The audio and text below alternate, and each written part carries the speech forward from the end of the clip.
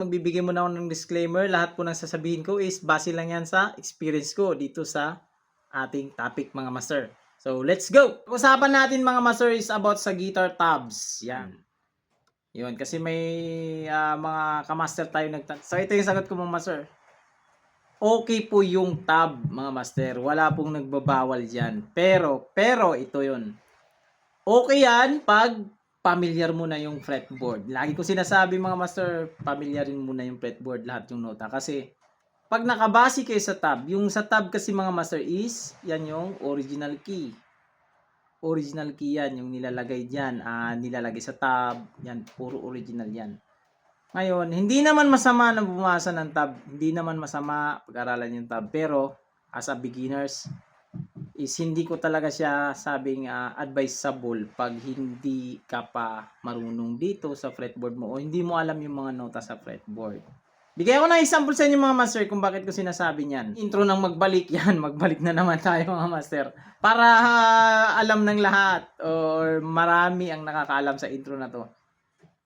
Pag titignan natin yan sa tab, B string is meron tayong 5, E string natin is merong 7, tapos B, 7, 5 sa B, 7 slide sa 9, slide back sa 7, yan. Yan lang muna.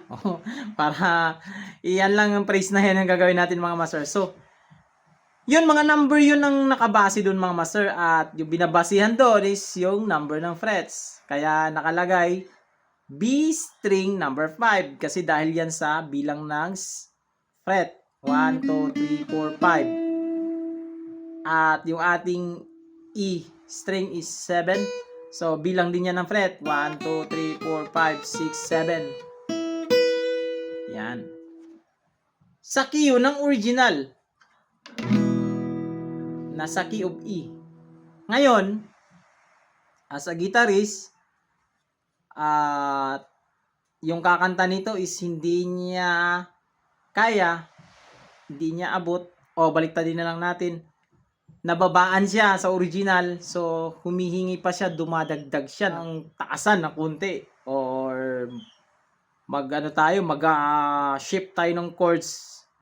So, kukunin natin, siyempre, dadagdag siya ng konti is F. Kunin natin sa F. Ngayon, pag nasanay ka dito sa tab, tapos hindi mo inalam yung mga nota, paano mo yung kukunin? Kasi wala nang nakalagay yun doon. Pag search kasi natin, magbalik intro, yun talaga yung ilalagay na tab eh. Diba? Yun talaga nakalagay na tab. So, paano mo na yun gagawin? So, ito na yun mga master, yung kahalagahan ng alam mo yung fretboard. So, tanggalin natin yung number tab, yung number sa tab.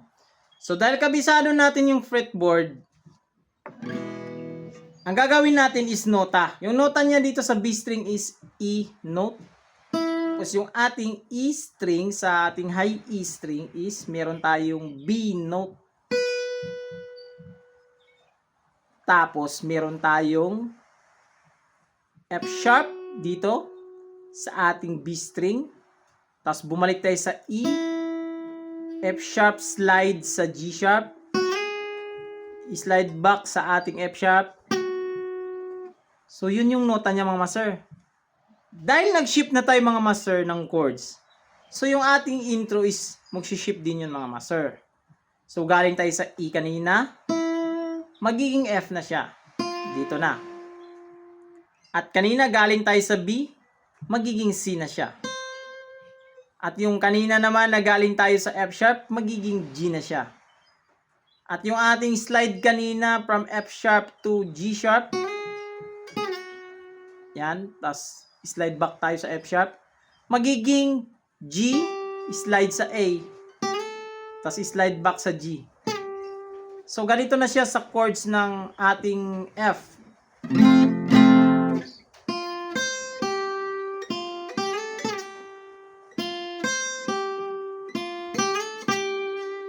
Yun. So, isa pa mga master. Halimbawa, nataasan siya dito sa ating original chords na E. So, Sabi niya, atras tayo, di ko kaya. Sabi ng ating lead vocals, ang gagawin natin is magta-transpose tayo, aatras tayo from E.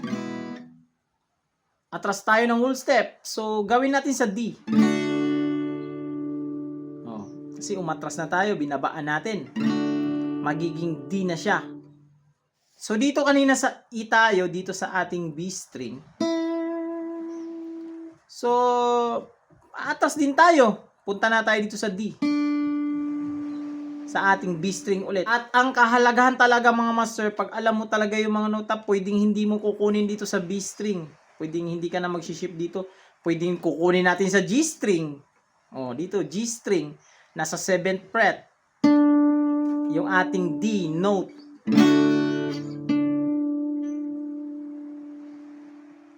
At understood na natin na pag D note, yung ating fifth dyan is nasa A note. So, yung galing tayo sa ating original na E, B, F sharp, E, F sharp, slide sa G sharp, slide back sa F sharp. Pag i-transpose natin yan sa D is magiging ganito na siya. D, A, E, D, E, slide sa F sharp, then babalik sa E.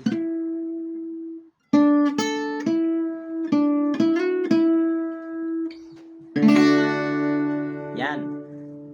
Kaya mas maganda mga master na sanayin na i-memorize yung mga nota sa fretboard, unlike doon sa tab. Kasi pag masanay ka sa tab, nako, mahihirapan ka master pag lagi ka nakatingin sa tab. Bawa tutugtog ka ng impronto o